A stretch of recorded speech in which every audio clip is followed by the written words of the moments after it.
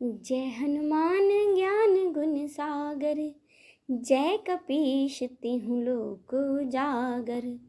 रामदूत अतुलित बल धामा, अंजनी पुत्र पवन सुत नामा। जय श्री राम। भगवान राम और हनुमान जी की कृपा सदा सर्वदा आप पर बनी रहे। आज है मंगलवार का दिन और मंगलवार का दिन रामदूत हनुमान को समर्पित है। भगवान शंकर के 11वें अवतार कहे जाने वाले हनुमान जी का व्रत और पूजन करने से व्यक्ति की हर मनोकामनाएं पूरी होती हैं। तो श्री हनुमान की कृपा सदा सर्वदा हम पर बनी रहे, इसी कामना के साथ आज हम पाठ करेंगे मंगलवार व्रत कथा का। तो चलिए शुरू करते हैं। सुख, संपत्ति, यश और संतान प्राप्ति के लिए मंगलवार का व्रत रखना अति शुभ माना जाता है। मान्यता है जो कोई मंगलवार के दिन व्रत रखता है, साथ ही मंगलवार व्रत कथा का पाठ पूरी श्रद्धा के साथ करता है, हनुमान जी उसकी हर इच्छा को पूरा करते हैं। अब सुने व्रत कथा। प्राचीन समय की बात है, किसी नगर में एक ब्राह्मण दंपत्ति रहते थे।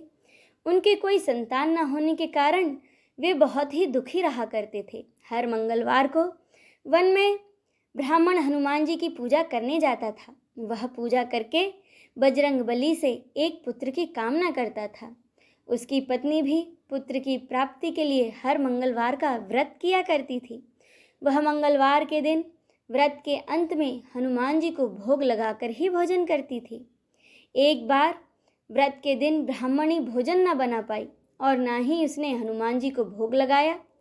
तब उसने यह प्रण किया कि अब वह अगले मंगलवार को ही हनुमान जी को भोग लगाकर ही भोजन करेगी।